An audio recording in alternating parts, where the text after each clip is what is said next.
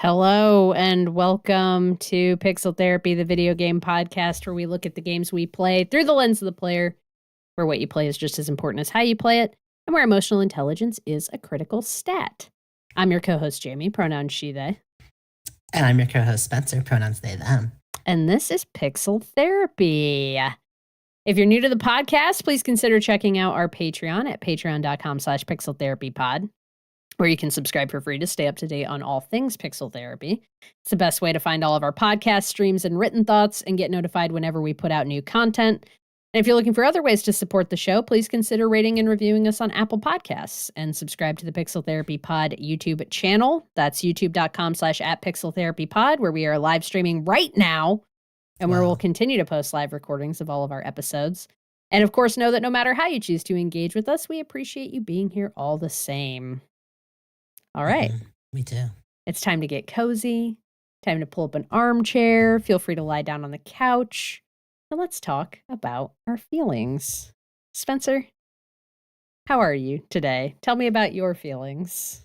I'm well. Yeah?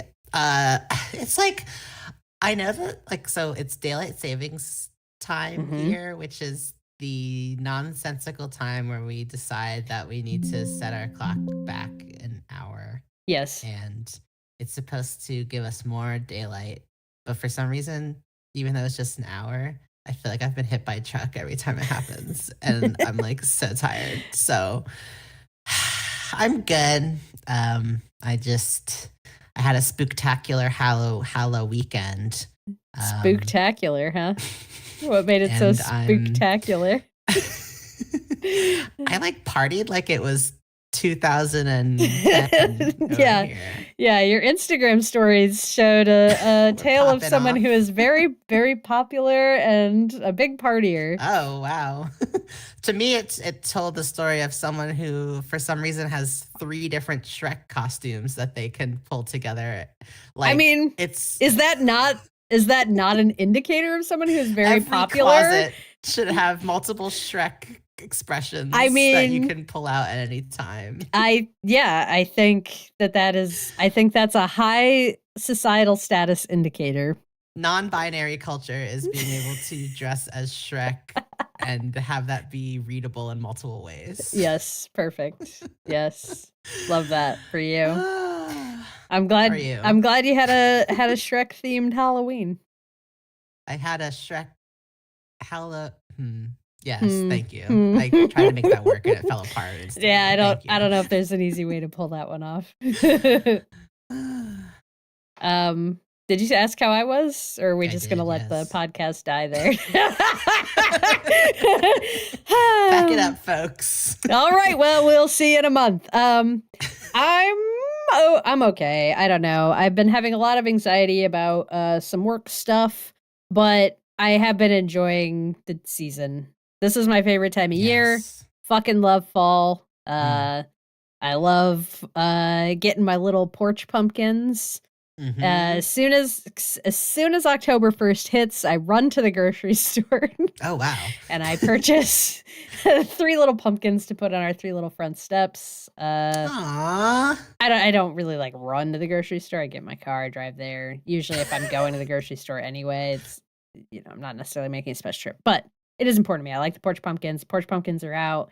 I like, we got all the fall colors here in New England. It's very pretty. Yeah, so good. The weather, it hasn't really been north of 65 in 2 weeks. It's awesome. I'm thriving in that regard. That's all been awesome. Hell yeah. Didn't really do anything for Halloween. I don't know. Maybe one day I'll dress up again. I used to get really into dressing up for Halloween, but... Oh my God, what was your last costume? The last one that I really did... have you heard of the it's like a black comedy / horror film. It's like one of those B horror movies called Black Sheep, I think is what it's called. I think that's what it's called. Black Sheep film.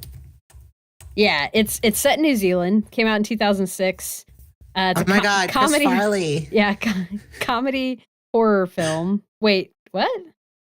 Oh no, you're looking at the political one. Look at there's a Chris Farley film.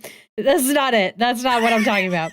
I'm talking about the 2006 New Zealand comedy horror film written and directed by Jonathan King.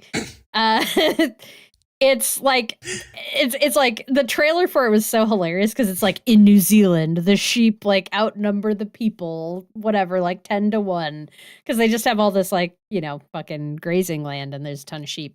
And so the premise is like some sheep farm family are like doing crazy tests on their sheep, and they invent were-sheep that start like attacking people, and then people are like turning into were-sheep, like a werewolf, but you're a were-sheep. And so the last true Halloween costume that I did, it was actually both me and my partner at the time, boyfriend, now husband, both dressed up as were-sheep. So we were wearing like flannel, like kind of like farm clothes, and then we had like sheep masks and all of this like sheep wool and stuff and hands and yeah. And a bunch of people on the subway wanted to take pictures with us. It was a fun time. The fact that I thought Black Sheep starring Chris Farley and David Spade was like the horror film you were referring to is sending me. Yeah. Yeah, no, not that one. The other one, the lesser known Black Sheep. Okay, what's your favorite costume you've ever done? I mean, that one was definitely up there, but I think my favorite is probably when I was in high school. I made myself, like, from scratch, a full Frank the Bunny costume from Donnie Darko. Whoa, cool. And like I actually like molded the mask, and it looked pretty fucking good. I should dig up some pictures. Like, I think I did a damn good job. If folks haven't seen Donnie Darko, he's like this very creepy looking rabbit, like all black, like full fursuit rabbit. Well, not for like, yeah. Anyway, a full bodysuit. Nice. Yeah. So I made that in high school and was pretty proud of that. That's awesome. Mm-hmm. I have a traumatic high school Halloween costume story. Let's hear it. We're telling Halloween stories now. This is what the people paid for. 2009. Okay. And I was maybe 14, I think. Okay. And at the time, I was like splitting my weekends between my mom's house and my dad's house because they were divorced. Yep. And what if I was like, just because they lived in two separate houses? They just lived in two separate places. And I had been invited to like Halloween parties with my from high school friends. Yep. Okay. But it was one of my dad's weekends, and my stepmom hated me. So she was like, "No, you can't go to those parties. You're coming with us and going trick-or-treating with my younger sibling." Okay. And not only that, but like you're gonna have like, for some reason it was decided that I had to wear a costume, but I didn't have a costume ready. Okay. So they made me go so this was 2009. I must have been 2009 because they made me go as the swine flu because they thought it was funny.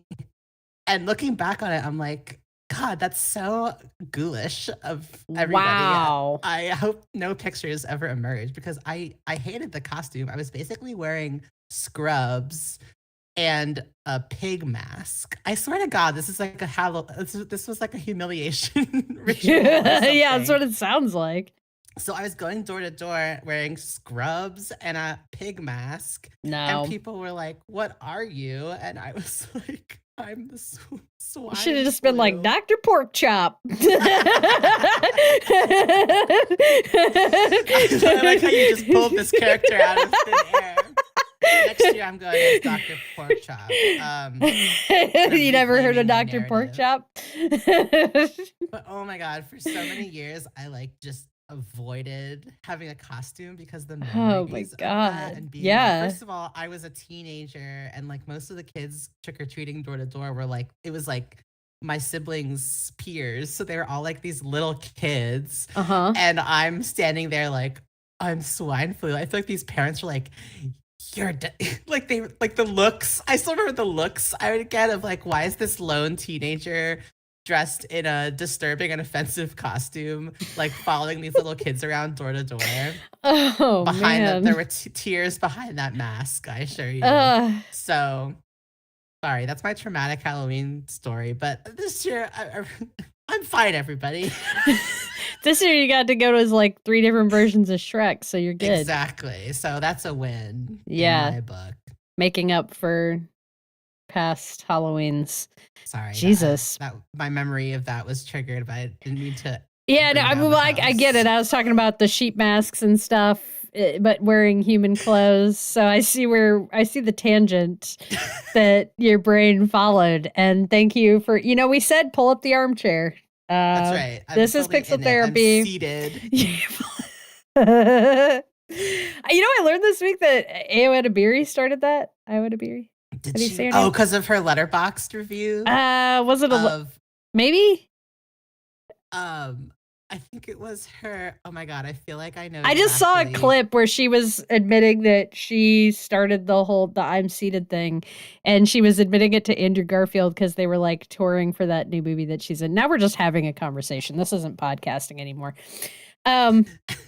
Anyway, we don't need to talk about where that meme came from, although if you find out what you're talking about, please let me know. Should we talk about some video games? Uh-oh. Are you there? Hello?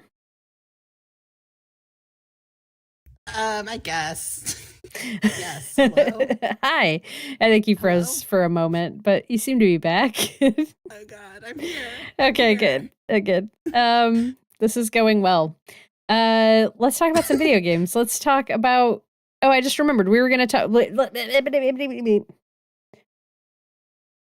We had started last week's episode talking about playing Phasmophobia together, which would have been a perfectly suited game to discuss this week for Halloween, which just passed. However, I am a tiny little baby child person, and after we probably played Phasmophobia like 3 or 4 times together. Yeah. We gave it a good... Played is a generous term. Well, okay, we played it. We weren't good at it. We were good at it, but we played it. No? Yeah, we played it. Why are you hedging? You make it sound like we just turned it on and looked at the screen. We sat in the closet and screamed. We sat in the closet and screamed. Yes, that's how you play the game. At least that's been my experience of playing the game. But yeah, anyway, long story short, we really tried to get into that, and who knows, like maybe we'll pick it up again someday and try it again. But I was too scared. I'll admit it. And so even though we learned how to play it a little bit better, and we both played the tutorial, and that made things a little bit easier. It was still pretty scary, and I don't know. The ghost just kept getting us, and it wasn't very fun. I feel like it was a combination of so there was definitely some skill issue. Oh, sure, yeah. And 100%. I also feel like I don't know. I guess there's many people out there who have managed to successfully play it, but I think it was I also shared that fear. Like, you're supposed to wait. It's like the ghost gets into beast mode basically and starts coming after you, and if it touches you, you die. You're supposed to go hide and wait for the beast mode to subside, and I just felt like for whatever reason we never managed to. We kept getting stuck in a loop of hiding because you also have like a sanity meter, and the lower your sanity meter goes, the more the ghost initiates that hunt phase, what Spencer's referring to as their beast mode, where they're like actively stalking, looking for you. And the things that make your sanity go down are things like witnessing ghost events, having all of the lights off. When you hide from the ghost, you're supposed to like hide with all the lights off. And so we would start hiding from the ghost because the ghost would come out, and then our sanity would tank, and then the ghost would just keep coming out over and over and over again until we were both dead. I just remember the last time we played it, the ghost got Spencer, and Spencer's like, it got me. And I was like, oh no. And Spencer had the flashlight, and we were in a house, and the ghost kept like killing the power to the house. So we had to keep going into the garage, which is like deep into the house, and turning the power back on. And so I was like, okay, if I can get Spencer's flashlight and I can make it to the garage, I can turn the lights back on in the house. And I made it to the flashlight, and then the hunt initiated again, and I just left. I was like, goodbye. I literally, after that hunt ended, I went and got in the van and closed the van door and let the van take me home. I was like, I'm sorry, I can't do this. I'm not strong enough. So I pitched Spencer on a much more, we were enjoying playing games together, which is not a thing that we've done before previously too much. Weird. It's weird that we don't do that. Yeah. Yeah. We play games together. We just don't play them together. You know what I mean? Like we play games that we're playing the same game at the same time when we talk about it. And so it's like we play it together, but we don't play games together. So now together we've been playing Power Wash Simulator 2. And it's amazing. It's been so amazing. That's way more the vibe that I want when we're just hanging out. Yeah. So we can just chit chat and power wash some shit and relax in the evening after a long day of work. That game's such a fucking vibe. I love that game so much. Makes my brain so smooth. Mm-hmm. What do you think it is about power washing that's so satisfying? I mean, okay, on the social aspect, I feel like the power washing provides this container where it's almost like therapy, and it's like when you go, I've never done this, but it's like what I imagine happens when you see like an art therapist and you're like coloring on the coloring sheet or you're doing something with clay, and then you're like delving into the depths of your soul because you're distracted by the coloring. Like I feel like we've been having some like deep convos while we're doing power washing. Yeah, it's been pretty good. We've achieved a level of vulnerability with each other that has never been seen before. But we have some good chats. Anyway, on the game side, there's something like, I just feel like, I mean, they do have, so your characters have these like head to toe bodysuits, which I think would absolutely make power washing at this scale a lot more tolerable. But it's like, I think, I've only used a power washer a couple times, but it's like the constant water, not just the water getting everywhere and breathing that in. Like it's not a very sensory, enjoyable thing. No, I don't think I want to actually go power wash anything like IRL. Yeah. It's the idea is better than the execution, but like even the torquing of the power of the power washer, like your hands get tired, your body gets tired. It's just like it's loud. You if you're me, you're constantly thinking about like, what is the environmental impact of all of this water that I'm using right now? Yeah. So Power Wash Simulator takes all of that pain away. All those concerns that you might have about actually power washing. And all you're left with is the deep satisfaction of very realistically and meticulously stuff and meticulously. Yes. Like I really like how they've gotten, it's not just pointing at the thing and the dirt comes off. Like you've got to use the right nozzle. You've got to use the right water strength. You've got to have the right angle. You've got to make sure you use the soap first and loosen up that dirt. And then the best part is at the end, it shows you a time lapse of the entire job. And I could just watch that thing on loop all day long. Yeah, it's just really satisfying, and it is really great. It's a really great background activity for just like chatting and catching up with somebody. I played the first Power Wash Simulator a decent amount, but ultimately fell off of it because I was just playing it by myself. But I would use it as like a podcast game, like put a podcast on and do that for a bit. But I didn't really stick with it or keep going all the way through it, and playing it actually like with you, where we're just like, oh, we're just gonna hop in here, we're gonna clean up this gas station, we're gonna chat about our days, and that's like a nice, especially since we haven't we stopped streaming as regularly because of just the pressure of everything and how busy we've both been, and we are really, without the Patreon bonus episodes, we're really only podcasting once a month. And I see you a decent amount considering you live like 2.5 hours away from me. But it's still been really nice to like, once, sometimes twice a week, just like catch up while we're chilling and playing some video games and feeling like we can just be friends and don't have to be on mic to see each other. Yeah. So it's been nice. Yeah, it's good. It's good. Plus, you get a house with 3 cats in it. You do get that, and I don't know if you noticed the decorations that I added in between our previous play sessions. Oh my god! I'll have to go check it out. You can like get decorations for your home base, but they come filthy, so you have to power wash them. Of course. And then you put them. And I'm just like, I was just dying at like, I'm power washing a couch right now. Like, I don't think in any scenario, like, what is this couch made of that I could still put this out for display after I finish power washing it? I don't know. I love this world. And also the idea that like any couch, you just power wash it and that would be enough to clean it. Like a couch is filthy. But anyway, power wash it, put it out. It's great. Play Power Wash Simulator 2. Go play Power Wash Simulator 2 if you're just looking for something to vibe to and relax, and especially if you have a friend who'll play it with you. Although I think you mentioned it does not have couch co-op, which is a big loss. Yeah, what the hell? They really should add that. But the multiplayer online works really well. I think you can have up to 4 people in a session too.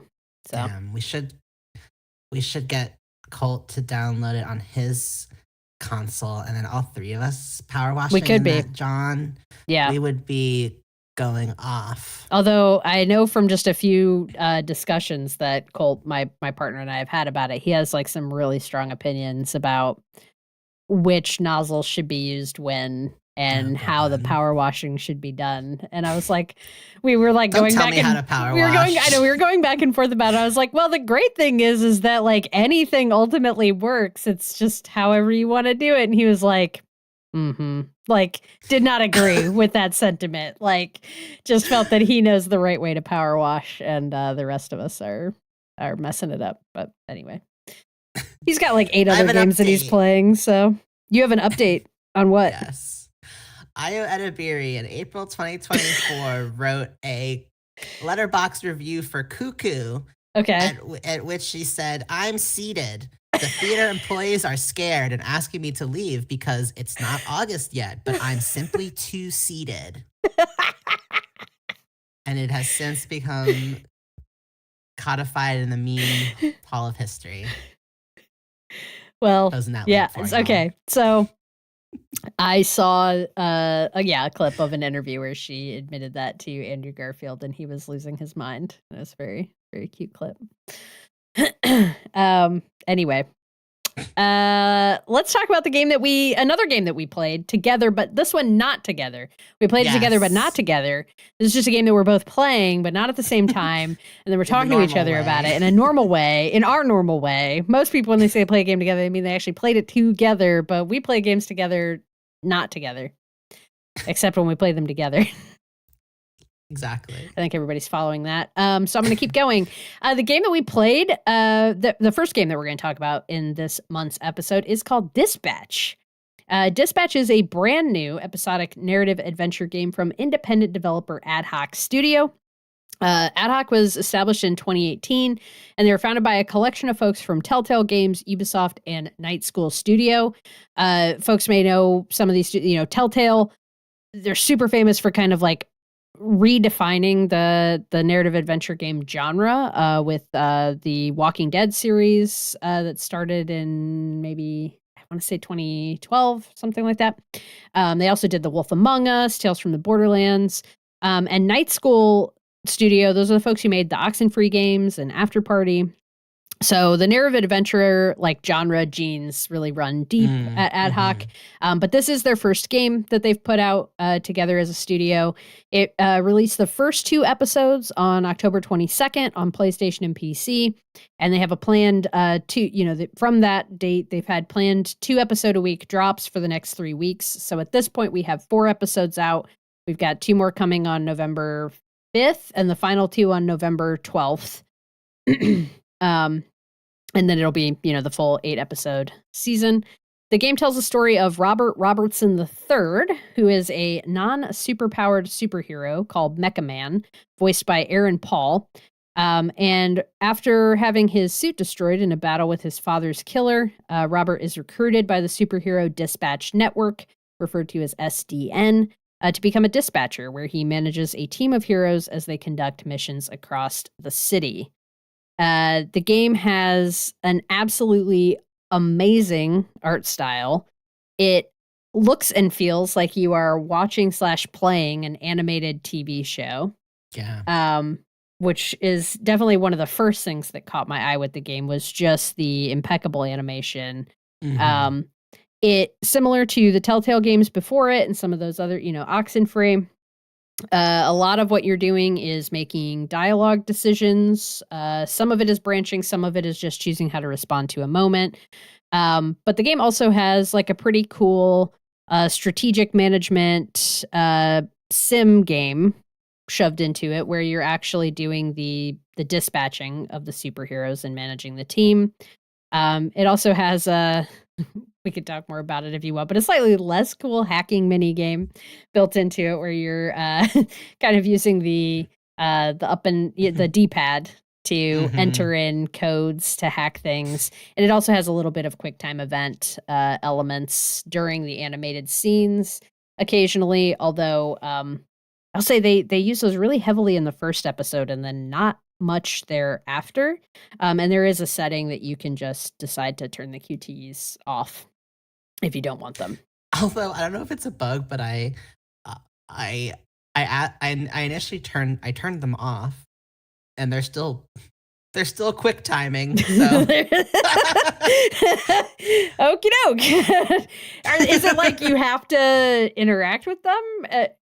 Like maybe they just display, but if you don't do anything, you don't fail. Oh, okay. I haven't let one fail because I don't like failing. Yeah, so no. Me either. Tested that, but maybe you're right. Maybe the meter just runs out and it's still there. Yeah, it's just fine. But I was expecting more of a visual cue that the quick time event wasn't quick timing. I definitely would have assumed if I turned the quick time events off that they wouldn't appear at all. So I get that's just I have no clue, but might be something to try. The game has a fucking awesome voice cast. I already mentioned Aaron Paul, Jeffrey Wright, Aaron Yvette, who's like a pretty did voice acting in several of the Telltale games, Laura Bailey, and a couple of the other Critical Role folks like Travis Willingham, Matthew Mercer, then a bunch of like streamers and content creators are doing voice roles in it. Jacksepticeye, Moist Critical, Alana Pierce, just a bunch of other people in the voice cast. But it really truly feels like you are watching and playing an animated show.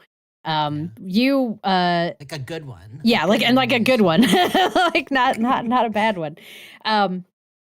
When I had picked the game up already, but you texted me the other night and you were like, "Have you played Dispatch yet?" And you were like, "It's giving me Invincible vibes." So talk to me a bit. Like, what are you thinking of Dispatch so far?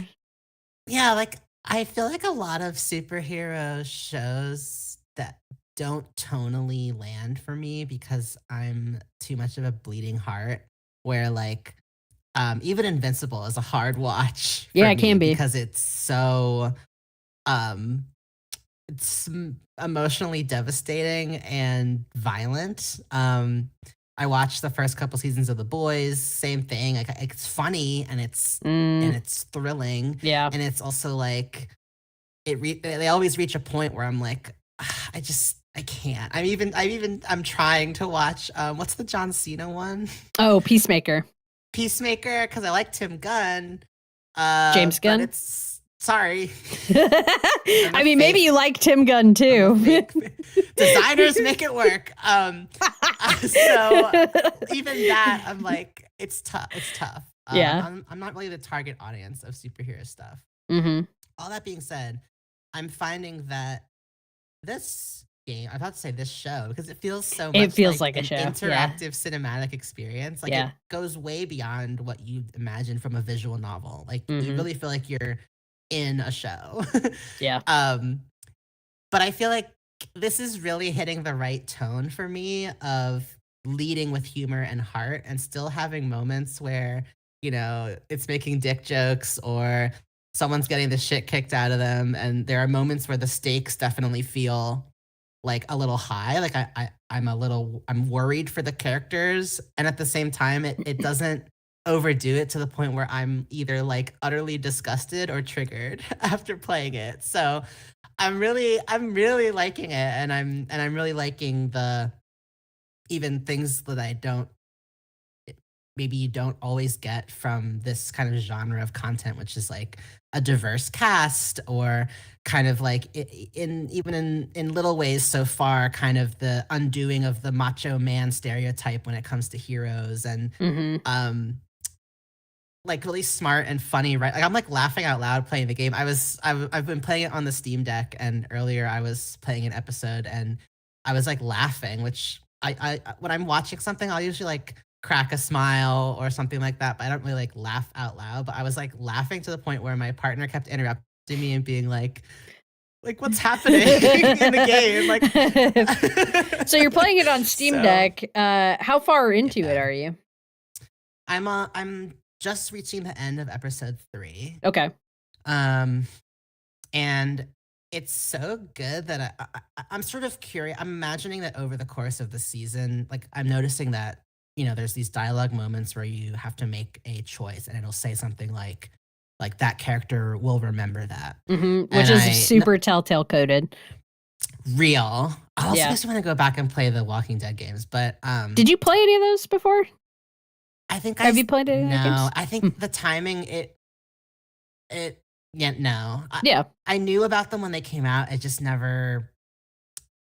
It was like after. I think it was kind of hitting a little bit as I was getting out of The Walking Dead, Yeah. and There was a minute there yeah. where there was so much Walking Dead just everywhere you looked to that it was really oversaturated. It was like The Walking Dead and Breaking Bad, which is funny because playing this, I'm like, oh my god, like hearing Aaron Paul's voice, I'm like, oh my god, I love you. Like it's kind of fun to see you kind of in a role again. Yeah. And it's taking me back to that time of like Walking Dead, Breaking Bad, Mad Men supremacy.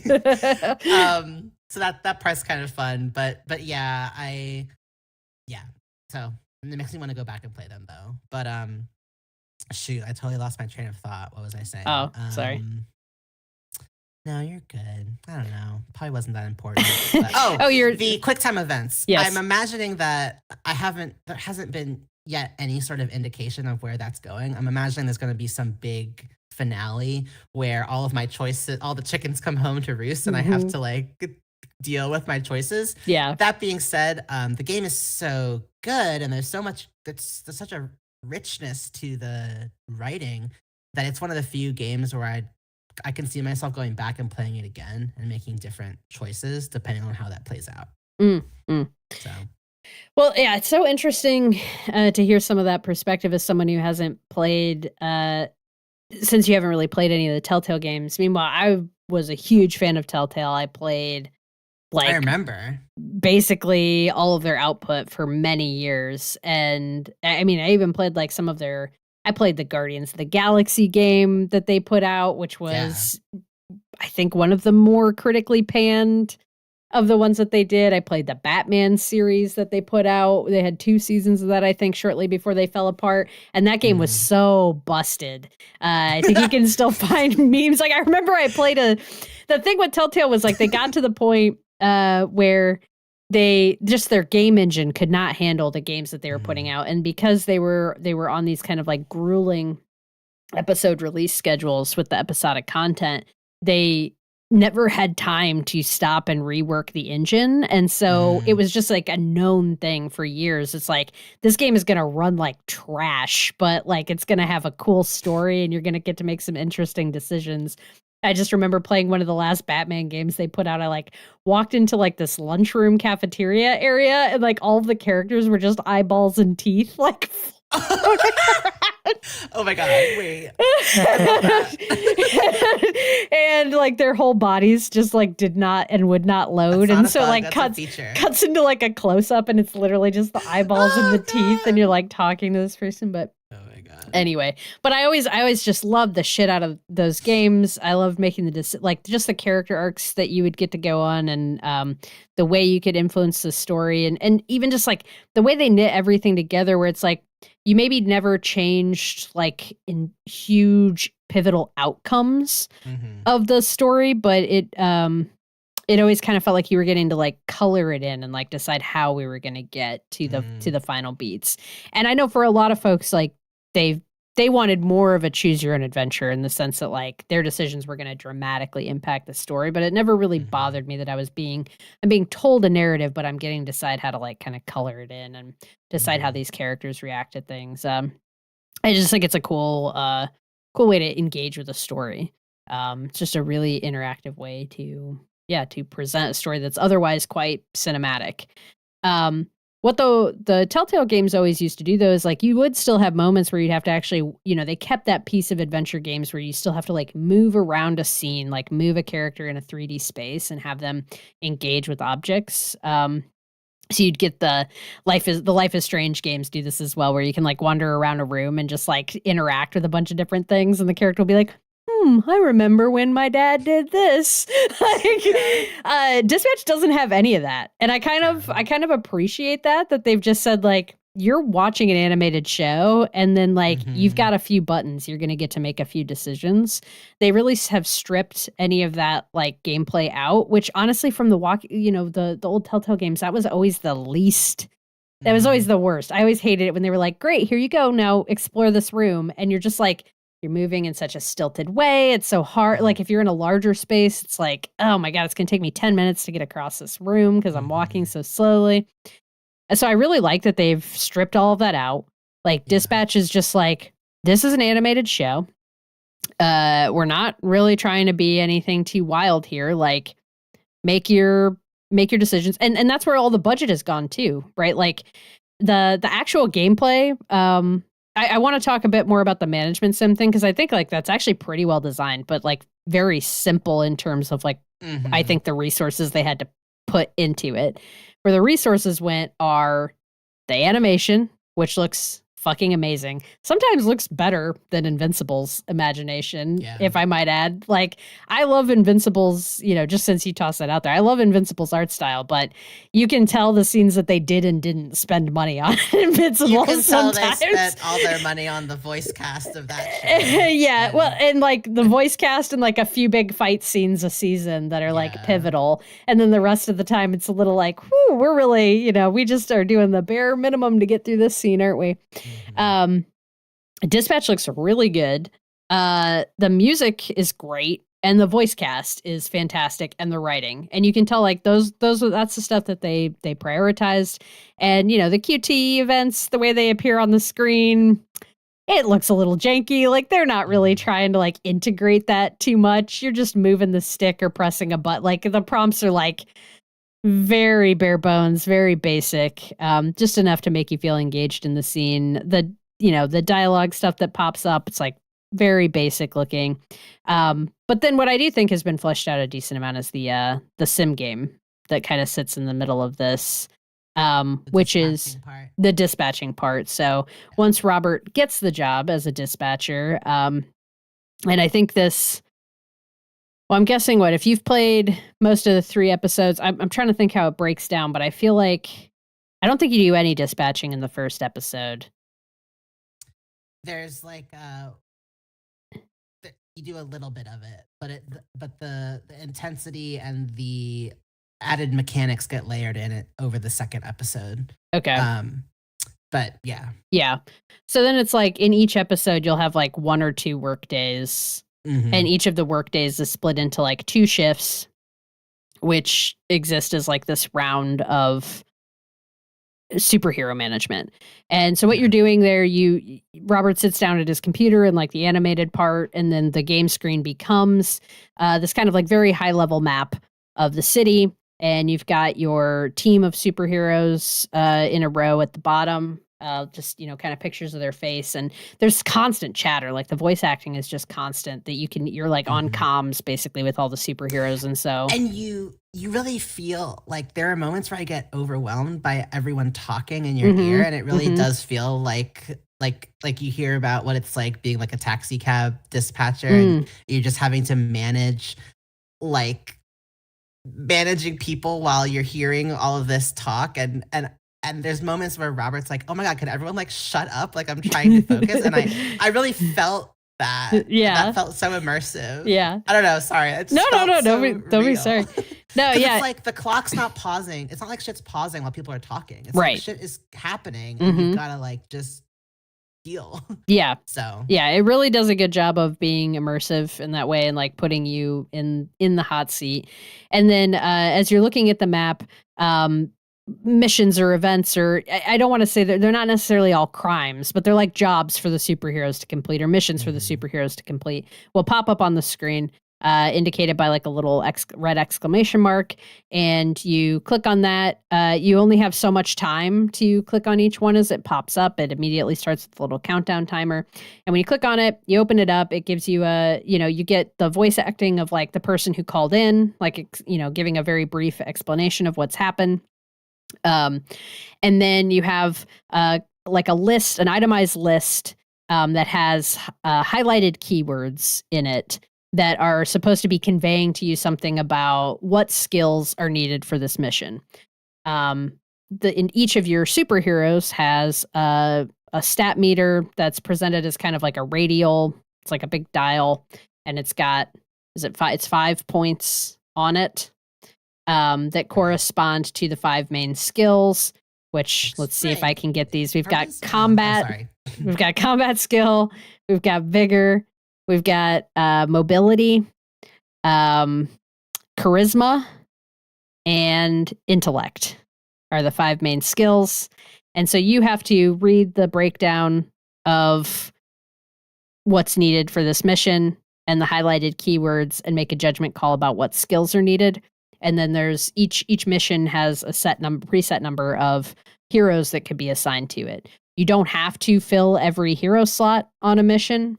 If a mission can take 2 heroes, you can only send 1 if you think that hero is best suited for it.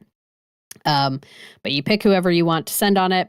They go on the mission. It takes a certain amount of time for the mission to just happen in the background. While that's happening, new missions are popping up and you're sending other heroes to different missions. You obviously can't send the same hero on multiple missions at the same time. When a mission completes, you can click on it to get a little summary of how it went. And the system, it has like a visual that corresponds to it, but it basically runs, the amount of your character's skill diagram that overlaps with the skills needed for the mission determines like their percentage chance to complete the mission successfully. And it plays a little animation of like a ball moving around in the space that the overlap of those skills, the kind of Venn diagram of where their skills and the mission skills overlap, tells you your little percentage chance, and then you either successfully completed or failed the mission. If you fail, there's a negative impact to the superhero. They get injured. If people get injured twice in a shift, they become downed, and I think you can't select them anymore. I haven't had anybody actually fully go down, but there's a penalty. They also take a stat penalty when they're injured, where each of their stats is reduced by 1. And then regardless of whether they succeed or fail, heroes enter like a cooldown period where they're resting after each mission, so you can't just immediately send them back out. So you're managing the idea of like, there's the puzzle of who's going to be best suited to this mission. And because the words that they're using don't necessarily, it'll tell you something like, we want to resolve this peacefully, but somebody who's prepared to defend would be good to send, or something like that. And then you have to kind of infer like, oh, maybe I should send somebody who has charisma to help resolve it peacefully, but I also need a high vigor stat because I want them to be able to like be strong to defend somebody if they need to. So you're having to infer that. And sometimes that's where my frustration comes in the game. I think it can be a little tough to discern what is and isn't needed. And sometimes I'll send someone thinking they're the right fit for a job. And then I get my progress report at the end and it's like, no, we wanted this, this corresponded to this stat. And I'm like, why? Like, I don't understand why that ties to that stat, but mostly it makes sense. And I lost my train of thought, but it's all very deep, I feel like, and is actually a lot of fun to do. Like, I would play a whole ass game that's just that. So the fact that it's that, plus it has the story layered on top of it, I think is really cool. What were you going to say? No, just that I think for me, some of the call stuff got frustrating because on top of that, like some of the lack of clarity around who to send, there's also moments where the people who would be a good fit either refuse the job. Like there are times where they'll just be like, no, I'm not doing that. Yeah. Or someone will be like, you have to send me. And at least where I am right now, there is some jankiness around the controls I've noticed where I feel like sometimes I'm trying to select someone and it's giving me an error and I can't necessarily discern why. But it seems like sometimes I'm also forced to send a certain person who I maybe would not have picked because they really want to go. And so it kind of throws into question, like I almost feel like sometimes there's already a set path of what's going to happen and I'm just pressing a button to progress it. At the end of the day, it's like, what I'm here to do a detailed dispatch simulator. I'm really here for the story. But yeah, no, that's true. It's always definitely to serve the narrative of the game. And like anytime they force you to send a certain character, it leads to some sort of narrative beat or ties into something that's going to happen in the grander narrative. Like, I think it's at the end of the 3rd episode.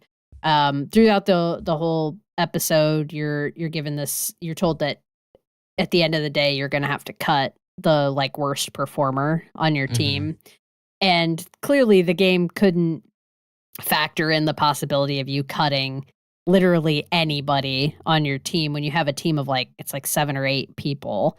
That would be far too many branching paths to carry through so many episodes. So I think it really comes, there's like 2 people that you're going to have to choose between. And so the game kind of shoehorns you into that having to be the choice. And there's a few times where it like forces you to send certain people on certain jobs or certain characters refuse to take certain jobs.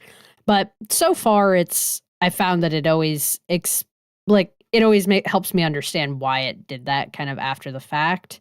But I agree. Initially, when you're like, what do you mean I can't fucking send you on this job? Or why I don't want this pair of people, but okay. And then they fail and you're like, yeah, I fucking called that they were going to fail at that. They weren't the right pair for that. But yeah. The game is made in partnership with Critical Role.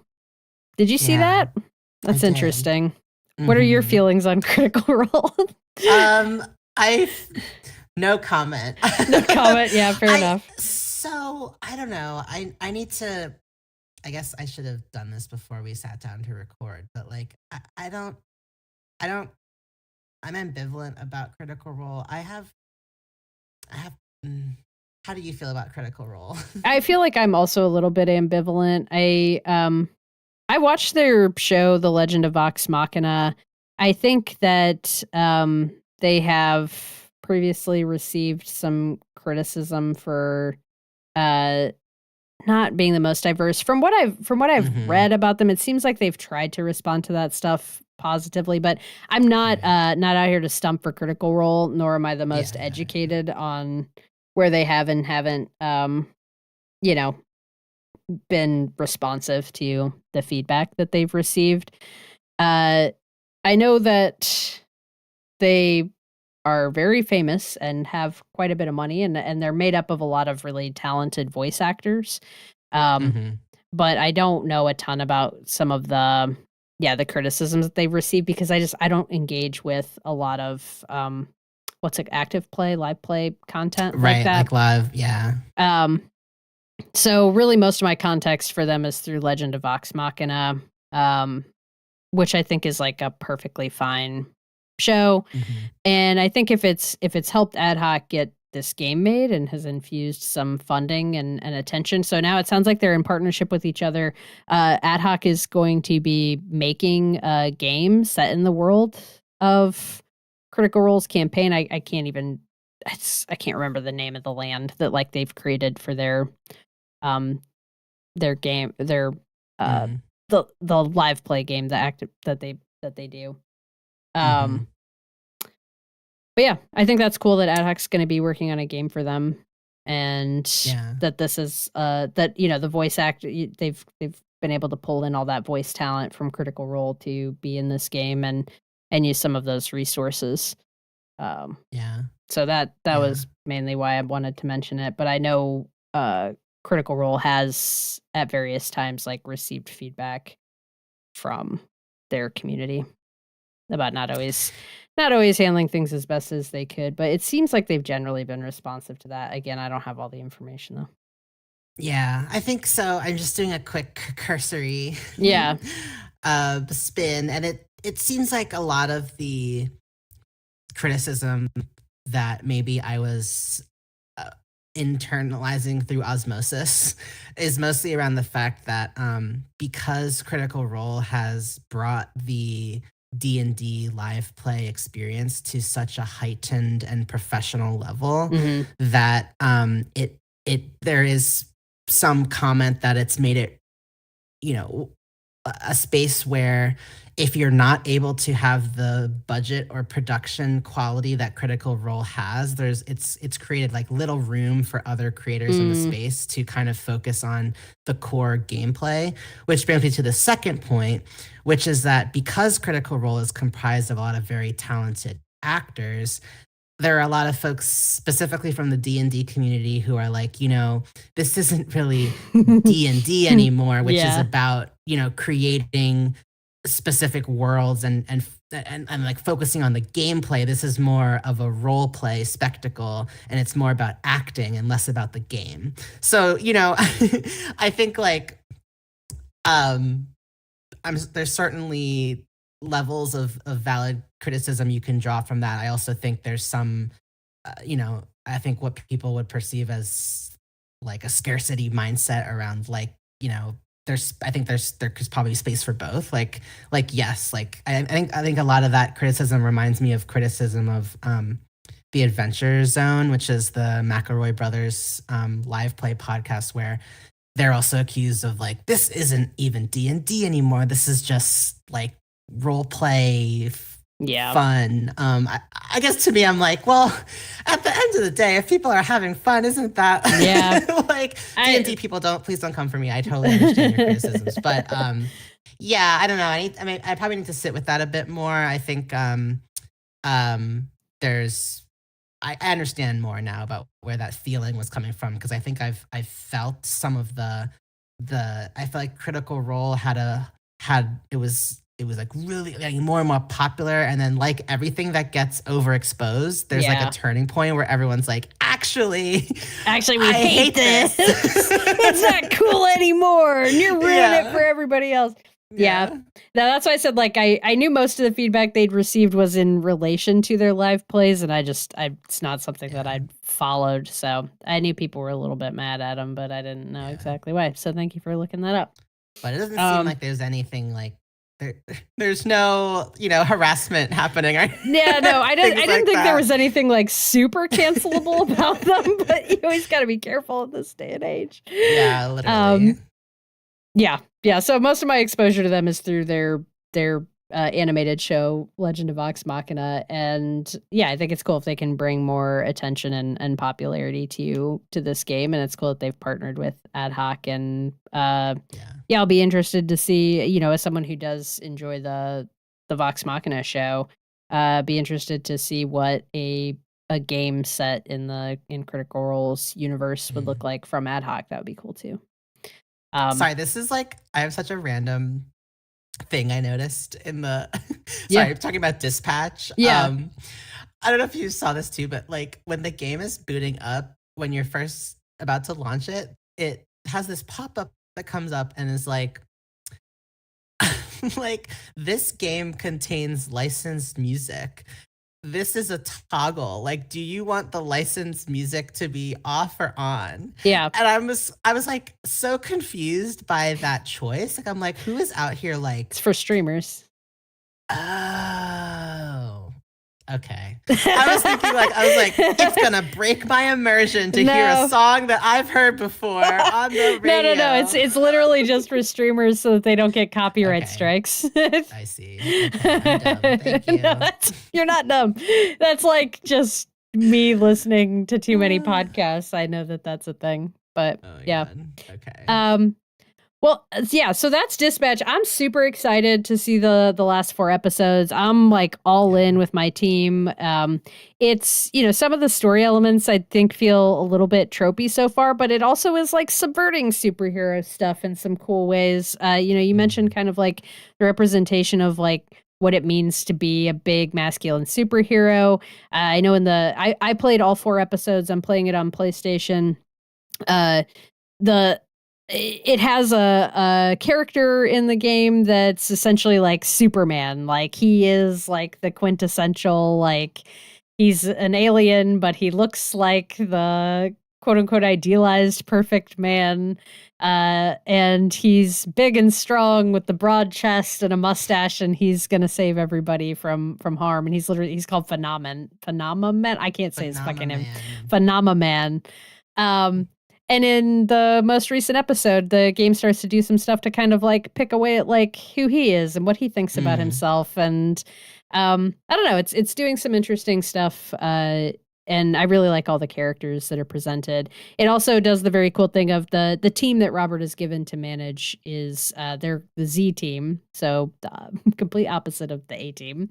And they are specifically made up of like rehabilitated supervillains who are trying to like go like be good guys now and become superheroes. And so that's an interesting arc too. It makes the people that he's managing a bit edgier and more interesting, and watching them try to overcome maybe their worse inclinations to try to do good and band together. I'm a sucker for that kind of a story. Like some of my favorite superhero narratives are the band of kind of anti-hero misfits getting together. I love the Suicide Squad. I love the Guardians of the Galaxy. Like, give me a group of people who aren't necessarily good, but they figure out how to come together and be a great team and help people. Like, yes, chef's kiss. Yes. So that all is fun to watch too. And I can't wait to see how it all ends. Actually, I finished playing the 4 episodes and I was like, okay, well, I would like more right now. I don't really want to have to wait 2 more weeks to get this all wrapped up.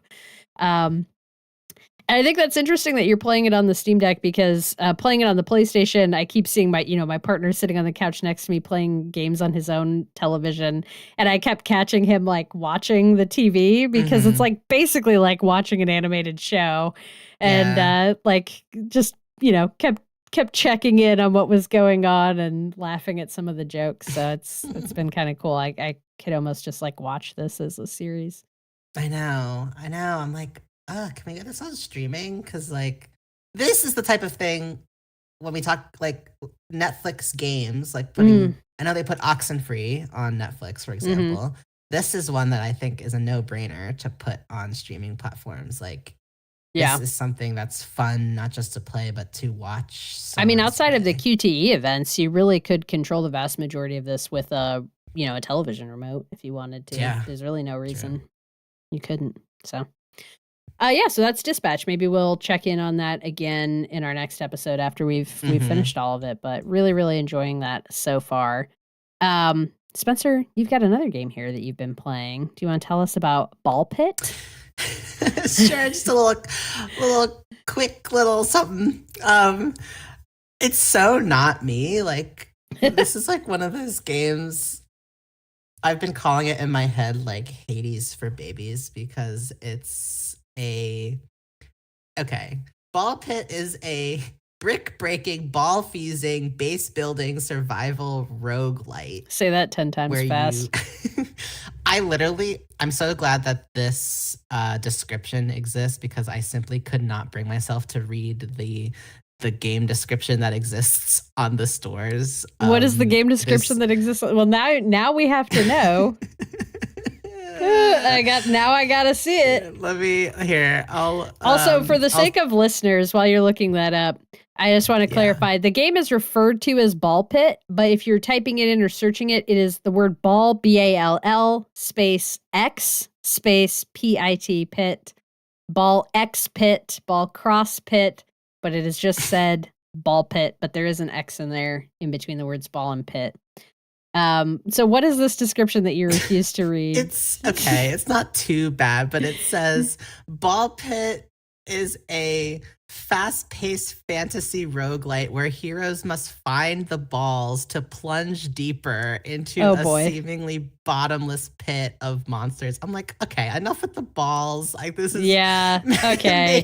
See, I thought it was gonna be fun. That's not fun. It's just gross. Don't be crude, BALLxPIT. I know. Don't be. We get it. They're balls. Stop so we're laughing. We're laughing about it being balls, but you don't gotta do that. Okay. Ew, I'm sorry I made you read feeling that. sexually harassed by this game description. Anyway. I'm sorry I made you read that. Thank you, buddy. But like, see, like, I didn't want to say that because if I had seen that first, I would be like, oh, no, I'm not playing this. No. But I didn't see that first, thankfully, and I downloaded it, and it's like really fun. It's like I started playing Hades 2 recently, and this is kind of like I think sometimes like a Hades run, for those of us who played Hades, it's like it can be such a like when you start from the beginning, it can be such a slog. Like you're like, oh man, this shit again. I gotta go all the way down through all these levels. I like BALLxPIT because you're still doing that. You have to, fight your way through a level. But it moves so quickly and the dynamics are so satisfying that it just feels like a quick, fun moment, even though some of your runs can take up to 20 minutes. It doesn't feel like 20 minutes. But just to explain a bit more, I have never played a brick-breaking game, I guess, unless you count like Tetris. I don't actually know what a brick-breaking game is. But I'm not sure that Tetris counts as a brick-breaking game. Just a brick laying. Yeah, you're laying bricks. I don't know if you're breaking them. I guess they break when no, I don't know if that would be a brick breaker. I'm looking up what a brick breaker is. This episode is just so what is a brick me not knowing how to speak. Big list of brick breaking games on Steam. Okay, I don't know. This isn't helpful. When I imagine a brick breaker, I imagine this game that I had on my computer as a child, where I think you were a bat, and there's like a wall, a brick wall at the top of the screen, and you control a little paddle that can move left and right, almost Pong-like, on the bottom of the screen, and you shoot a ball. And the ball goes up, and when it hits a brick, that brick is destroyed. And then the ball reflects off the brick. The brick breaks. The ball reflects back down, and you're controlling the paddle. You try to move the paddle so that you catch the ball and reflect it back up again into the bricks. And you keep doing that. And the trick is to try to do that as much as possible without dropping the ball, to just keep bouncing the ball back and forth, and as it bounces, it's breaking the bricks until you've destroyed all of the bricks above. Great. And then you've broken the bricks. That's a brick breaker in my mind, and it's very specific to that game that I played as a kid. And I believe it's a genre. I think there's other ones.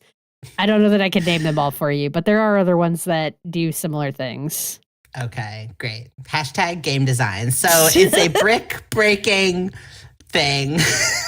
Yes. So there's literally a wall of very similarly. There's a wall of enemies moving down the screen towards you. You're moving through this dungeon. You have a wide array of characters that you can choose from, and all of them shoot balls at the enemies. Yep. And you as the roguelite element isn't just, can you get through the level and having to redo the level and kind of getting stronger each time. But as you're progressing through, you manage to pick up items that can allow you to add powers to the balls you're shooting or combine them with fusions into creating new powers. So, depending on each run, you can create some really fun and satisfying builds and use that to like plow through rows and rows and rows of enemies. Like for example, in one run, you might pick up a power that adds a laser to your ball. So whenever the ball hits an enemy, a laser shoots out and attacks all of the enemies in the same vertical row or column or horizontal column. And then you might pick up a fireball that adds burn to enemies. And if it hits an enemy, it catches on fire. Then that fire might spread to others. And then eventually you might hit a fusion point where you can fuse your laser and your fireball into a flaming laser that not just shoots the laser, but also sets every enemy in that row on fire and just devastates the entire battlefield. So, each of the characters too also come with their own little dynamics. Like there's and they're kind of all freaky. They're kind of like freaky little guys. Like one is like one's called like the assassin, and instead of the balls shooting out, like you're at the bottom of the screen moving up, and instead of the balls coming out of your character at the bottom and going towards the enemies at the top of the screen, the assassin, all of his balls actually come down from the top of the screen, hitting the enemies in the back. And so you've got to like figure out a strategy to make sure you can get through those rows and rows of enemies before the ones in the front reach you. Or there's this other character, which is it's like two characters. I forget what they're called. They're called like the couple or some or the I forget what they're called. It's a couple, and both of them shoot balls in mirrored directions. Oh, okay. So if one is facing out towards the left, the other one is facing out towards the right, and you have to try to like angle the balls so that they hit off the wall and come in and intersect towards the enemies.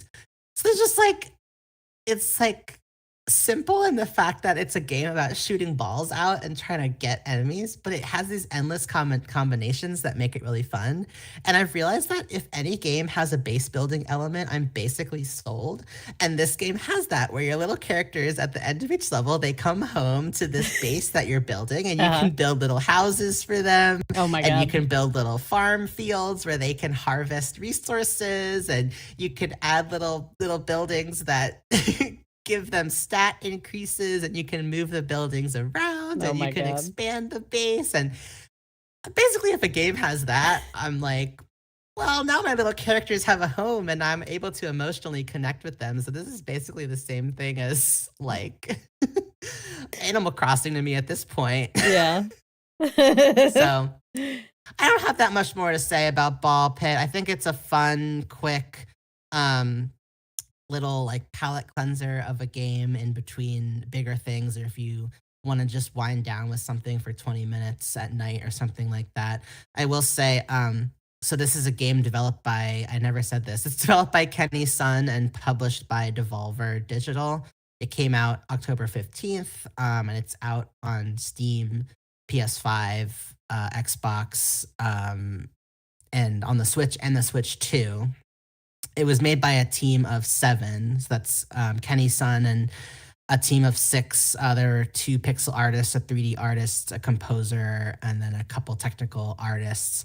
And one of the things I appreciate, so in his blog, Kenny has written about like the sound design of the game and really wanting to create this really deep textural landscape where there's a unique, what he writes as a unique sonic feel based on your equipment, the environment, and having a ton of variety where every enemy, every level, every building that you're moving, like everything has its own sound effect and works together really efficiently. And that's like one of the things that for me takes this game to the next level, to really feel like those little details are what like really make an indie game feel really special to me. And something that makes it stick in my mind and is memorable is that you really do feel the weight of every movement. And like there could be like hundreds of enemies and hundreds of balls flying around the screen, and you really feel the weight of the like how populated the levels are and how the like thickness of the combat, if that makes sense. Like that sound design really hits for me. And so when I read that on his blog, I immediately was like, oh, okay, I'm glad he's talking about this, because I have felt that just playing it and was sort of blown away by the level of detail brought to this silly little ball shooting game. How much? And this developer. Oh, sorry. Go ahead. No, finish your thought. I have a question though. Okay. My last thing I was going to say was just like this developer is like self-aware of the fact that he's making a kind of like humorous, silly game. Mm-hmm. He had a game that came out in 2023 called Mr. Sun's Hatbox. It actually won an Excellence in Design award at the Indie Games Festival. And it's also a roguelite platformer. Well, it's a roguelite platformer with a base building element too, where you like wear all these cool hats and that give you different powers, and you're kind of like Metroid like, where you're shooting and trying to get through these levels. But he was asked in an interview for GameDeveloper.com about like what it is about making games with this kind of humorous twist, or games that are kind of silly and kind of lead with that. And he has said that it's nice to make silly games because he says it's easier to tell if you've done a good job by seeing if people laugh while they play.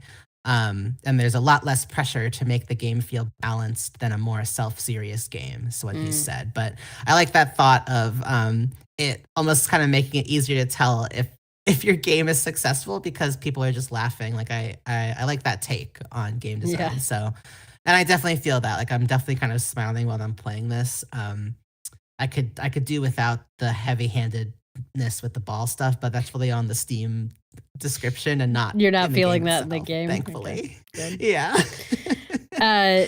I saw the trailer for this game when it got announced. I think it was over the summer at the Devolver Digital, like their showcase. I think this game was like the whole thing. Like their whole showcase was this game. Yes. Which is somewhat unusual for them, but it was just like a 15-minute like deep dive on this. Thought it looked cool, but watching the trailers and stuff for the game, I didn't think it was going to be for me, or perhaps even a player like you, partially because for one thing, it just seems so visually overwhelming, like super overstimulating, overwhelming. So I'm curious, like, if that's been your experience, or if actually like that's just kind of what it looks like. But if you know what's happening and are controlling it, it feels much more parsable. And the other thing that turned me off of is I thought it was a bit more bullet hell-ish in the sense that you're supposed to be dodging. When I'm just looking at like what this looks like on a screen, there's just shit flying in both directions. And I thought that as the player, I was supposed to be moving out of the way of things a lot and like dodging stuff. And I'm terrible at bullet hell. I'm so bad at bullet hell. I couldn't even like. I struggle with Undertale. Like I struggle to get through Undertale, which uses like bullet hell for its like battles. Yeah, couldn't do it. So yeah, I'm just curious. Is that actually like how this game feels, or like, I mean, I don't know. How is that causing any challenges for you? Because those were my concerns, or like what's kind of like kept me from picking it up and trying it. No, that's so valid. Like, and I was feeling that way at first too. Like, it's like in the beginning when I was playing, I was like, oh no, oh no, like, what mistake have I made? Yeah, and I think it took me a minute to realize that a lot of the stuff that's flying around the screen is like your own balls. Like, okay. God, I hate your balls are flying. Like there absolutely are aspects of that bullet hell thing where you have to dodge things and be aware of what is an enemy fire and what is your own weapon, which is not going to harm you when it's hitting you. And I found, like in the beginning, I felt a bit overwhelmed until I was able to parse like what was me and what was them. And also, once you start getting the hang of your fusions and kind of which like you're able to, there's options for like whenever you hit a point where you're able to upgrade your weaponry, it gives you a few options of what you want to do. And as soon as you start recognizing what makes for a powerful build, there's like so much stuff you can do where you can be progressing and there's stuff coming at you, but because of the build you have, you're destroying anything that comes anywhere near you before it ever touches you. So I'm finding that as time goes on and my characters are leveling up and I'm building more offensive type of builds, like I don't even have to dodge because nothing ever gets close enough to hit me. Okay. So there definitely is some of that, but it's not so like I feel like Undertale 2 was like a game where I'm like, oh my god, you really have to get good at dodging because shit will be hitting you. Or even games like Hollow Knight, which I've only played a little bit of, and even games like Hades, where especially in those boss fights, you really have to know like to get out, like you have to dodge a lot of stuff. And in this, it's really less about dodging and more about creating a build that, at least for me, means that you don't have to dodge. So it's less bullet helly than even I was expecting when I was also watching the trailers. And even as I started playing, it's gotten less troublesome for me personally. Cool. All right. Well, maybe I'll have to check it out. Yeah, just don't read any descriptions about it. But that's BALLxPIT. That's BALLxPIT. Well, we are going to take just the quickest of breaks, and then I'm going to talk about the other game that I've been playing. We'll be right back. Okay.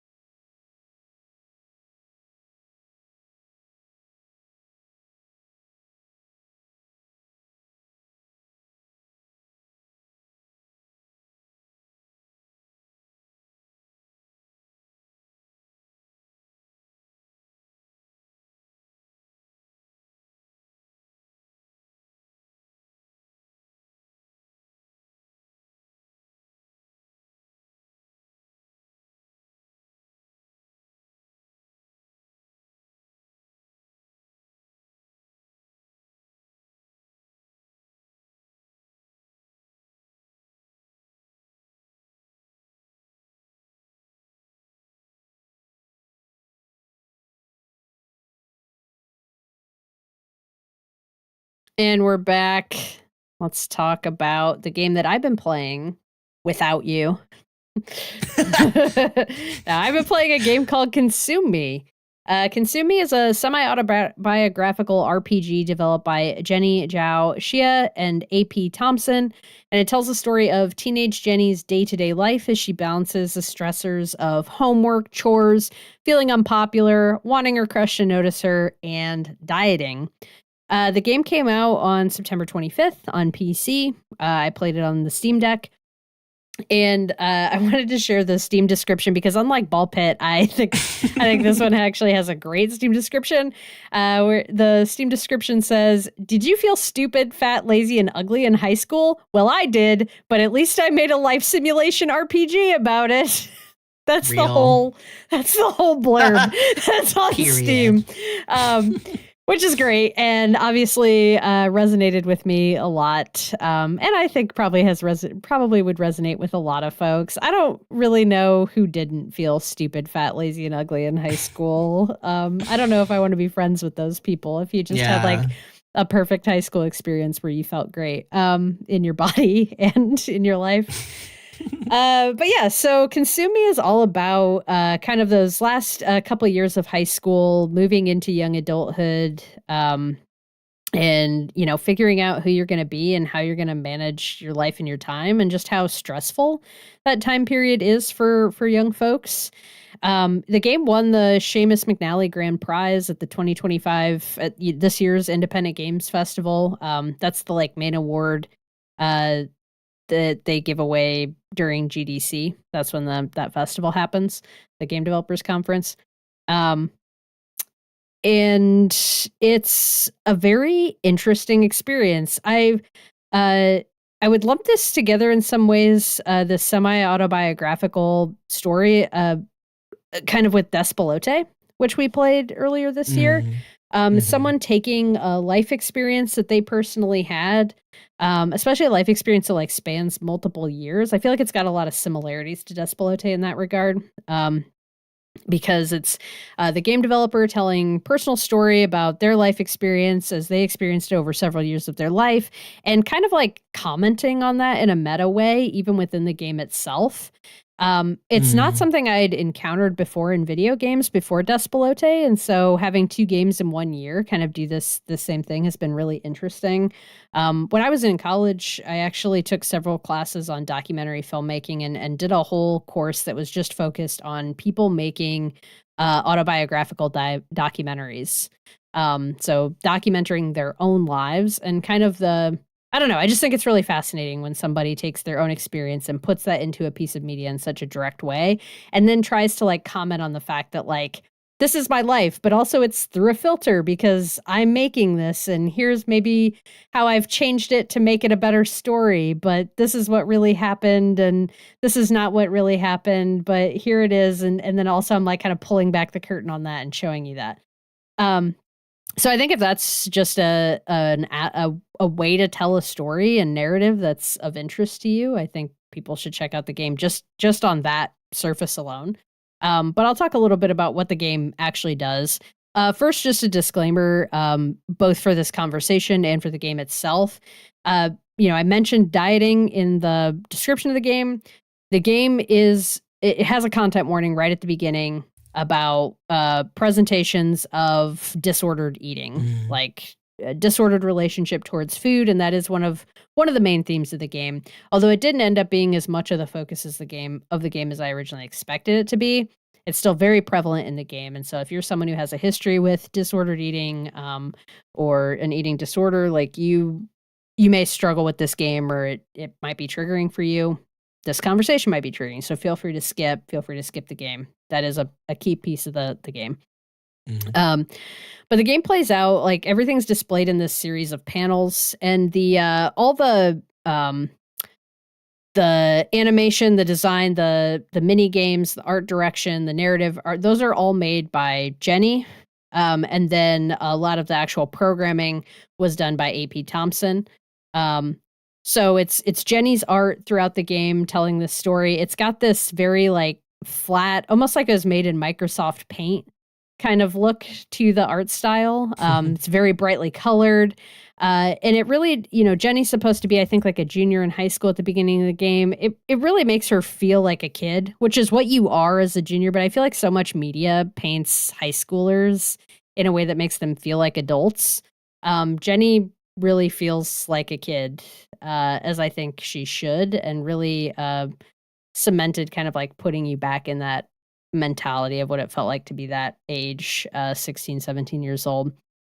The panels like kind of move across the screen to create like the animation of the story. And they do some interesting stuff with that. For example, like every day Jenny's alarm goes off, and so it's like the same series of panels play out. Like her alarm goes off and she hits the snooze button, and then the alarm goes off again, and then she hits the snooze button, and the alarm goes off again, and then she gets up, and then she goes in the bathroom and she brushes her teeth, and then she goes down to eat breakfast.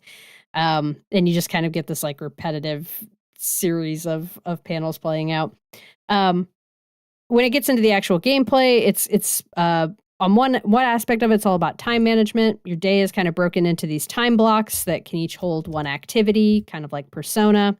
But then you're also managing resources, specifically these 3 different meters. You have a guts meter, which is your hunger, essentially, like how full you are. You have your energy meter, and you have a mood meter, like how happy you are. And where you're at in those meters can provide or limit access to various activities that you have the ability to do in the game. Like if you're not happy enough, you might not be able to engage in a certain amount of in a certain activity. If you don't have enough energy, you're not going to be able to exercise, like things like that. Each activity will either replenish part of a meter or take away from part of a meter. And so you're making decisions about the activities that you're going to do in your day based on keeping those meters in healthy relation to each other, while still accomplishing the larger goals that the game sets out for you. Each activity that you participate in, each activity that fills one of these time slots is its own little mini game. They can range from just a couple of seconds to complete to a little bit longer, and they're all super varied. I've heard other people compare this to WarioWare. I personally don't have any experience with WarioWare or playing WarioWare, but that's a common... I love WarioWare. Yeah, tell me about WarioWare. What's WarioWare like? It's basically like a bunch of wacky and irreverent mini games. That's perfectly sums up Consume Me. Like every activity that you do is a different goofy little mini game. I'll give you a couple examples. You can walk your dog, and when you walk your dog, you and the dog are connected to a leash, connected by the leash, and every time you hit the button, it changes who the pivot character is, and then the leash swings out in an arc. And on the sidewalk in front of you, there are obstacles that you want to avoid, like piles of dog poop. There are also obstacles that you want to encounter. For example, there's money just scattered along the ground. You want Jenny to hit the money so that she'll pick it up. But you don't want Jenny to hit the dog poop, or I think there's banana peels, like trash. You don't want Jenny to hit that. There's also things like fire hydrants and trees for the dog to pee on. So you're trying to get the dog to hit the fire hydrants and trees. You're trying to get Jenny to hit the money. You're trying to avoid all the obstacles. And there's a timer running down. So you're trying to see how much money and how much, like goodwill can you generate? How much positive mood can you generate by extending this walk and keeping the characters happy? There's a mini game for putting on makeup. And this is one of my favorites, but like Jenny like steps in front of the mirror and she just looks like her eyebrows are just like super bushed out. She looks completely exhausted, like deep bags under her eyes. There's like stray hairs sticking out of her face. Her cheeks like just look kind of like drab. Her hair is all a mess. And you've got like a tool, you've got the suite of bathroom supplies sitting in front of you, your hairbrush, your eyeliner, some I don't wear makeup, so I don't know what the fuck it's called, rouge or whatever, like shit for your cheeks, lipstick, potions and powders. It's all fucking, it doesn't make any sense to me. I use like 17 different kinds of lotion, but I could not even begin to tell you what the fuck you might find in somebody's makeup counter. Anyway, though, you've got that all in front of you. And then, again, it's like all these mini games are timed. So the timer starts, you have to click on one of the items, and then you have to just drag that item along whatever area it is that you're using it. So, for example, the hairbrush, click on the hairbrush, you start dragging it across Jenny's hair. And it's not like, there's no animation that looks like a hairbrush going through a hair, but it's almost like the way you would use like an eraser tool or something in Microsoft Paint, where as you drag the hairbrush over her hair just suddenly becomes like smooth in the places where you've dragged it and looks brushed. And when you're finished with that, a little ding goes off, and then you can grab the next item, and you're very quickly like trying to drag it over her face to do the different things.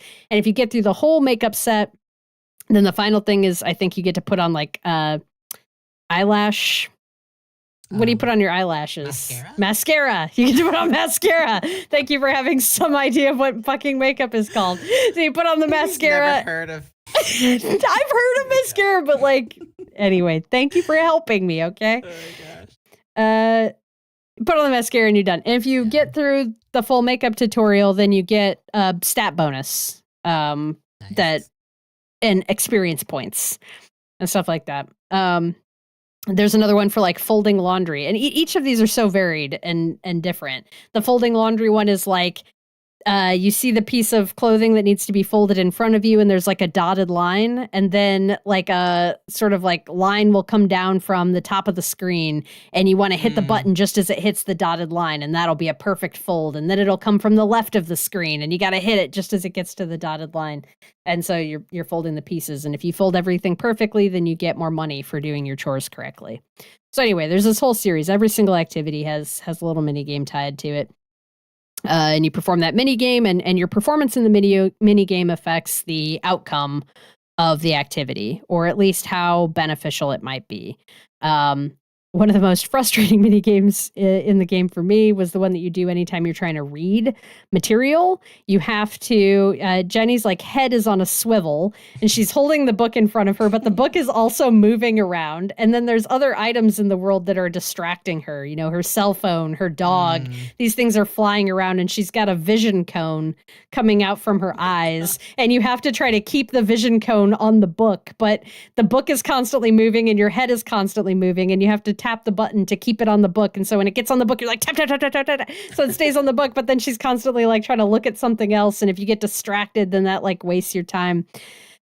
And you have to keep your eyes on the book for so much time in order to finish reading the book. And I was always getting really frustrated because she would get distracted and I wouldn't finish reading the book, and that would be a waste of a time slot. But that's just reading anything in 2025. I know, right? It's like, that's me every night trying to read instead of looking at Instagram on my cell phone. Yeah. That's what that is. So all these mini games, they're really interesting. They're all kind of presented in a way that it's both like fun to actually play the mini game, but it conveys something about the activity, even when it's like really absurd. And the one that I think has gotten the most notoriety and I've seen in the most trailers and has become such a core tenet of the game is this whole undercurrent of the dieting. So every day Jenny gets up to eat breakfast. There's a set amount of bites for the day. You have a bites meter at the top that you're trying to keep yourself under. You don't want to exceed a set number of bites per day. And every week you have a goal of trying to lose weight. The game doesn't ever actually tell you what Jenny weighs. It doesn't use anything that suggests like this amount of weight is good or bad. It just says that Jenny's trying to lose weight, and therefore she has to eat under her bite limit 5 out of 7 days a week. If she exceeds her bite limit more than that, then you basically get a game over. Like, that's the one thing that ends the game, is if you don't successfully continue to lose weight, the game will end. And so you have this mini game that plays out every morning at breakfast where you're presented with a kind of Tetris-like grid and pieces of food that are Tetris shaped. And on the grid, some of the squares have these little pink smiley faces on them. That's your hunger. That's depictive of your hunger. So not every space in the board is a space that you need to fill, but you want to try to cover up as much of your hunger as you can. And you take the Tetris pieces of food and you place them on the board. And obviously they're coming down just like Tetris. It's not like you have a whole selection to puzzle in there. You're getting handed these items one at a time, and you have to figure out how to make them fit in the best manner. And once everything is placed, you can end up in a situation where you've stayed under your bite limit, but you haven't covered enough hunger spaces, so you're actually still hungry, and that makes your guts meter go lower. Or, if you do it perfectly, it means that you've managed to cover all of the hunger spaces and you stayed under your bite limit. That's perfect. That's really hard to do.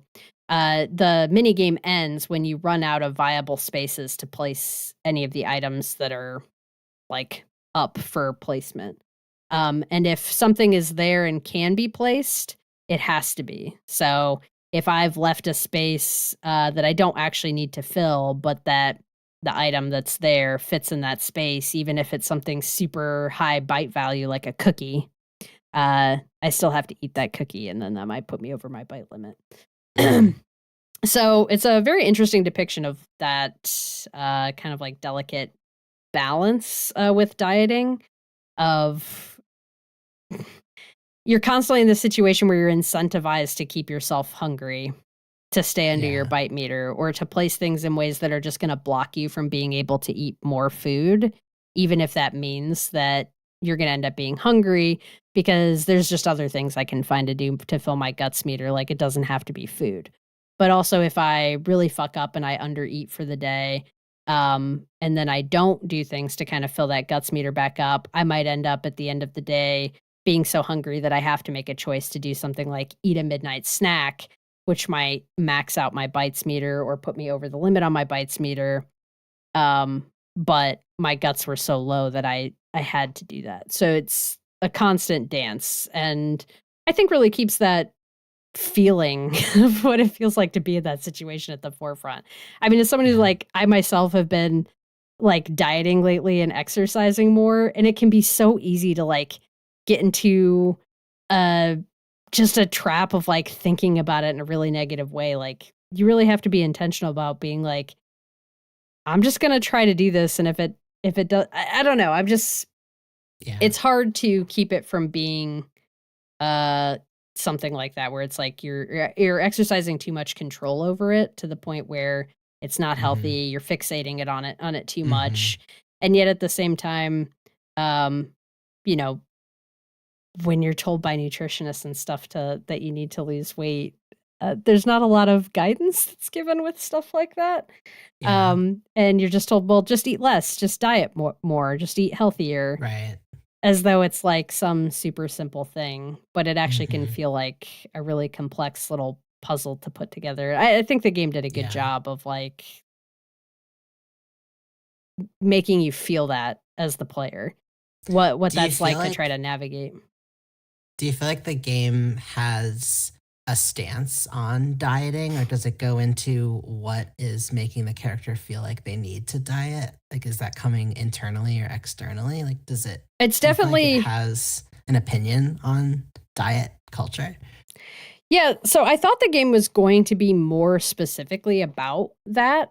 Like I thought it was going to be more specifically about diet culture, and I think instead the game is more because the game is so semi-autobiographical. I think it's much more just about the combined stress fact. Like, some of Jenny's obsession with the diet is really coming from that being like one place in her life where she feels like she has some level of control. And so I Mhm. think it's less about diet culture broadly and more about Jenny's very specific experience using dieting as a way to control things that felt out of control in her life. Now, originally, she starts the diet because of comments made by her mother in the game. Her mother is Mhm. commenting on her weight and commenting that, like, basically, it's like summer vacation. Her mom's like, you can't just lay around all day. You Mm. need to get up. You need to take care of yourself. You need to do your chores, do some Mhm. exercise. You're getting chubby. Like, Mhm. you need to get your shit together, kind of a thing. And like diet being used as like, if anything, it's like commenting on the way that like being fat or overweight in our society is like used as like a moral indicator of like you just not being a put together and healthy person. Like, that's just one more thing in your life that you Yeah. need to have under control, or else you're kind of like morally failing at being a Wow. contributing member of society. But then and so initially, like in the first chapter of the game, Jenny's engagement with it is much more feels much more recreational. It feels like she's just she's her mom has told her she wants her to do this, and so she's trying to do it, but it's all much more casual. It's summer vacation. I'm just going to try exercising a few times this week. I'm going to try to like fit things in. And then as the game goes on, as each chapter occurs and you go through more and more of Jenny's life events, what starts to happen is she's being given all these other things. So after Jenny starts to lose some weight, then she gets some interest from a boy that she has a crush on. And so then she starts to tie this idea of like, well, he only noticed me because I've been dieting, probably. Mhm. So then like it's like, okay, well, now my whole focus is on trying to get in this relationship. But of course I have to keep trying to lose weight because that's what made him notice me in the first place. And now it's my senior year of school and I've got the SATs coming up and I've got to pick a college and I want to get into the college that my boyfriend is going to. So I've got to do all these things. But then it's like in the background, it's like, well, and I still have to keep losing weight because I don't want my boyfriend to leave me. So it just becomes this like extra thing. So the game does not think that this is a good way to engage with your like. There's nothing about the presentation of the game that made me go, oh, they think this is good and healthy that she's doing this. What it's doing though more is like showing the constant push and pull of the like robbing Peter to pay Paul of these things of like you're always messing with one of these meters and trying to maintain a balance of being happy, like energized and like healthy, like fit is an almost impossible balance. If anything, I would say that the game could take it like I never failed in the game.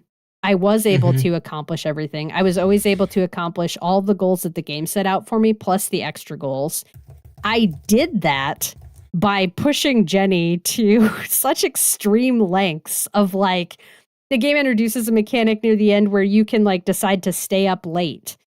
And it, when you stay up late, it fucks with your energy meter. But then what I could do is I would like stack all of these extra time slots that I would earn by staying up late and then use them to like take a bath right at the end of the night. And the bath would refill my energy meter. And so I was like doing this weird, complicated thing of like burning all of my fucking meters down to nothing and then using this bath as like a last ditch effort to reset everything. But like she wasn't, it's like stuff that in real life that wouldn't work. Like you can't just like run yourself into the ground, take a bath and then you're good, even though you only got 2 hours of sleep. Right.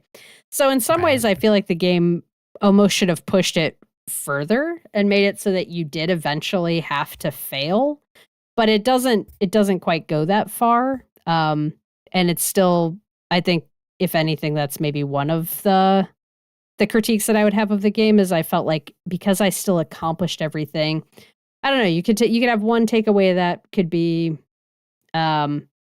these things can feel like it's too much and it can feel really, really stressful, but ultimately everything worked out and you survived it. That could be one takeaway, right? That like it feels like this, but that's not really how it is, and that actually it's okay. Or the takeaway could have been like you can't actually keep doing this to yourself because of how much I was stretching things. I kind of felt like it should have forced me into a fail state at some point, and it didn't. Right. And that seemed a bit off to me. And the game also. The other main critique I would have of it is just that I think it goes on a bit too long. I feel like it makes its point and then kind of seems like it keeps going. And the chapters just get more and more complicated and your to-do list for the week gets more and more insane. But I just kept achieving it. So at a certain point I was kind of like, I'm not sure what my takeaway here is anymore, except that, but also like, even as I'm saying this, I'm like, what a perfect metaphor for my own life where I just keep... like, if we're really going to get turn into a therapist about this, like, in my own personal life, I overextend myself and exceed my own boundaries over and over and over again. And I have to imagine at some point that's going to result in me just, like, fully breaking down. But it hasn't yet, so I just keep pushing that envelope.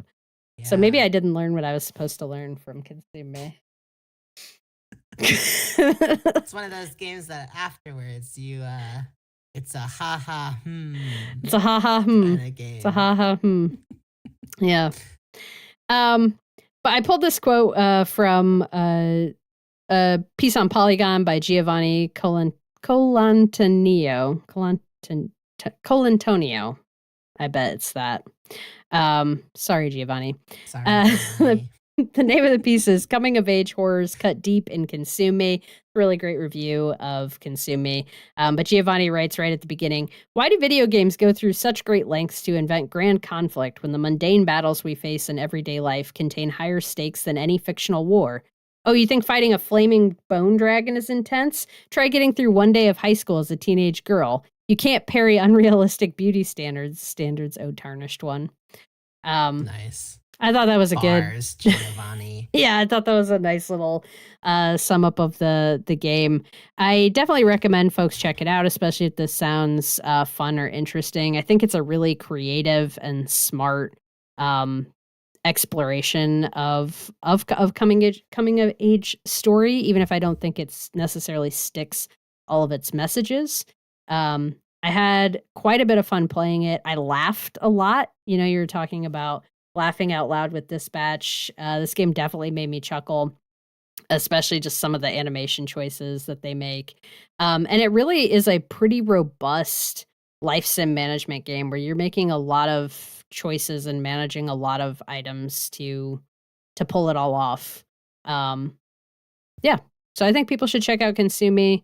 It's not the first game I think that Jenny's ever made, but it's definitely she like worked on this thing for like 10 years, which is just wild. Wow. And like poured a ton of her life and experience into it.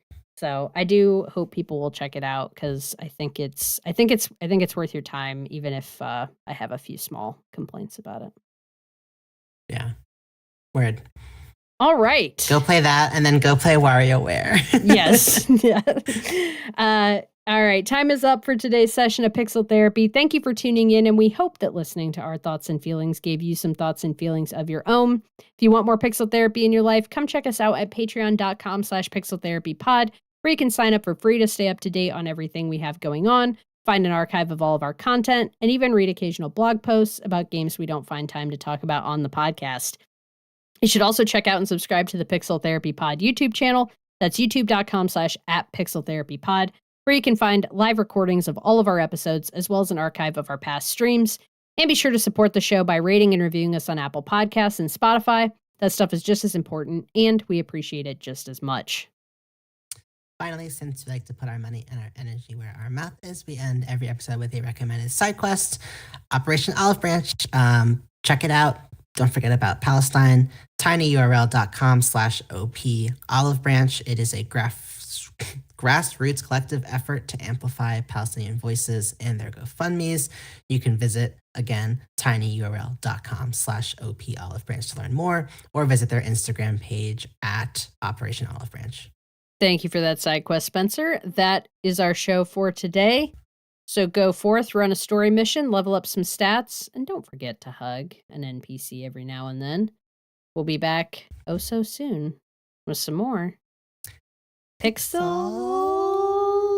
Therapy. Bye-bye.